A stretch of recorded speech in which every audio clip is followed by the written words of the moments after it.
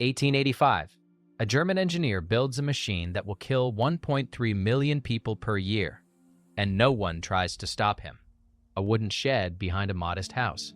Inside, a three-wheeled contraption that looks like a broken bicycle had sex with a lawnmower. But the man building it? Karl Benz. He's not trying to make a car, he's trying to save his marriage. And the thing he creates? His wife will have to steal it to prove it works. Because what Karl invented in secret, the German government tried to ban. They called it a mechanical demon. They said it would poison the air and deafen the children. And here's the disturbing part. They were right about everything, except one thing. They said no one would ever want one. By 1925, there were 20 million. Today, 1.4 billion. And the reason Karl's wife had to steal his invention and drive it 60 miles in the middle of the night, that's the part they erased from history. Meet Karl Benz, age 41, engineer, failed businessman, married to Bertha Ringer, the only person who believed in him. 1878, Karl's company goes bankrupt. Again, third time. Bertha uses her dowry, her inheritance, everything to keep him working. Build something no one else can, she tells him. So Karl has an idea. What if you could power a vehicle without a horse? Sounds obvious now, but in 1878? Insane. Vehicles needed horses, horses needed food, water, rest. They died. They kicked you. They were uncontrollable. But what if you replaced the horse with an engine? Karl starts with steam engines. Too heavy. The vehicle can't move. Then external combustion. Too dangerous. Explodes twice. Bertha watches the second explosion from their bedroom window. Doesn't flinch. Just says, try again. 1885. January. Karl has a breakthrough. Internal combustion. Not burning fuel outside the engine, burning it inside. In a cylinder. Controlled explosions.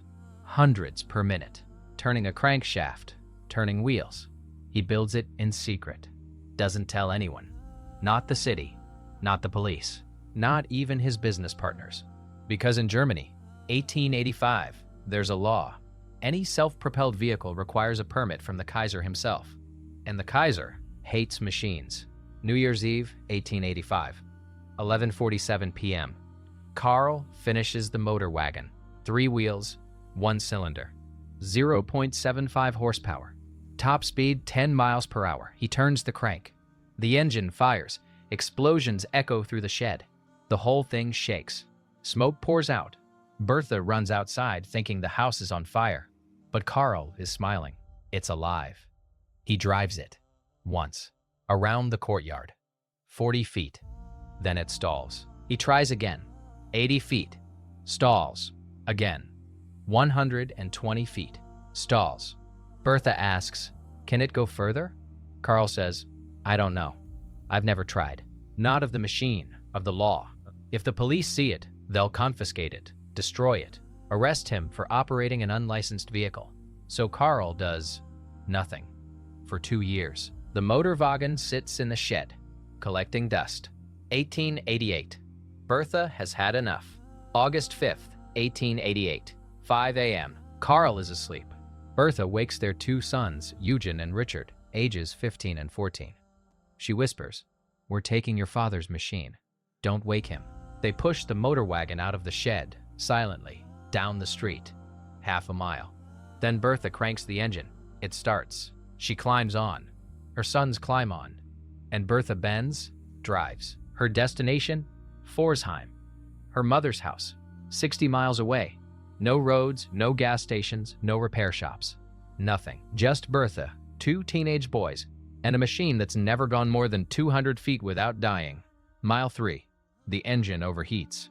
Bertha stops at a river, uses her hat to scoop water, pours it on the engine, waits, drives.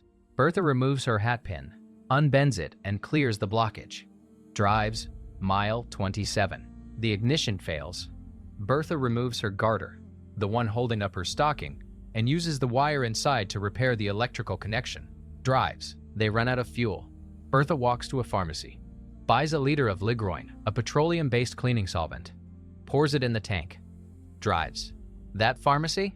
It's now recognized as the world's first gas station. Mile 45. The wooden brake pads disintegrate from friction. Bertha stops at a cobbler, has him nail leather onto the brake blocks, invents brake pads, drives. If you want to know what happened when Bertha arrived in Pforzheim and the police were waiting for her because someone reported a woman riding a demon, and how she talked her way out of prison by letting the police chief drive it, hit follow. Because that conversation, it's the reason cars are legal today. 12 hours later, 7 p.m., Bertha arrives in Pforzheim, 60 miles, the longest anyone has ever driven a motorized vehicle. Her mother opens the door, sees Bertha covered in grease, her son's exhausted, the smoking Motorwagen in the driveway. She says, "Did Karl know you took that?" Bertha smiles. "Not yet." 4 words. The machine works. Come. Back in Mannheim, Karl gets the telegram, reads it, doesn't understand. Then neighbors start talking. Your wife drove to Pforzheim in your vehicle.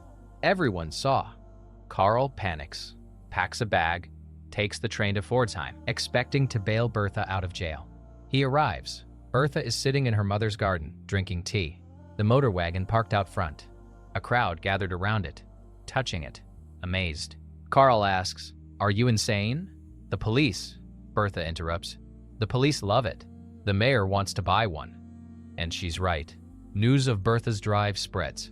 Newspapers call her the daredevil housewife. Engineers want to study the Motorwagen. Businessmen want to invest. Within 6 months, Karl receives his first order. 3 vehicles, then 10, then 50. By 1893, Karl Benz is producing 25 cars per year. By 1900, he's the largest car manufacturer in the world. But here's what they don't tell you. Karl patents the Motorwagen in his name. Bertha's name? Nowhere. Not on the patent, not on the company, not on anything. Why? Because in 1886, Germany, women couldn't own property, couldn't sign contracts, couldn't hold patents. So the woman who proved the car worked, who invented brake pads, who created the first long-distance route, gets erased. Karl knew this, and he stayed silent for 40 years. Even when Bertha's drive became legend, Karl never corrected the record. Historians credited him with everything. Bertha? A footnote. Benz's supportive wife, 1926. Karl Benz is 82. Dying, Bertha sits beside his bed. He takes her hand. He says, according to their grandson's diary, I built the machine. You made them believe. Then he closes his eyes, dies. Bertha lives another 18 years. Alone, poor. Karl's company, Benz and CIA, merged with Daimler in 1926, became Mercedes-Benz. Bertha received no shares, no pension, no recognition. Age 95. In the same house where Karl built the Motorwagen. Obituaries called her the widow of Karl Benz. Not the driver, not the inventor of the road trip, not the woman who saved the automobile, just the widow. So why did the German government try to ban the car? Not because it was dangerous, because it was uncontrollable. Horses obey, they tire, they need rest. You can track them, tax them, control them. But a machine, it goes anywhere, anytime, fast. No rest, no oversight. And that terrified them. By 1900, Germany tried to ban cars within city limits. Too loud, too fast, frightening the horses. But it was too late. Karl had sold 2,300 cars. Other countries were building their own. The genie was out. Today, 1.4 billion cars, 1.3 million deaths per year, exactly what they predicted. And Bertha? The Bertha Benz Memorial Route, 194 kilometers, Mannheim to Pforzheim. You can drive it. Follow her path. See the pharmacy, the cobbler, the river. Every mile, paved by a woman no one remembers. But Karl's invention wasn't the only machine they tried to ban. In 1903, 2 bicycle mechanics built a device that could fly. The government called it a death trap. The military tried to seize it.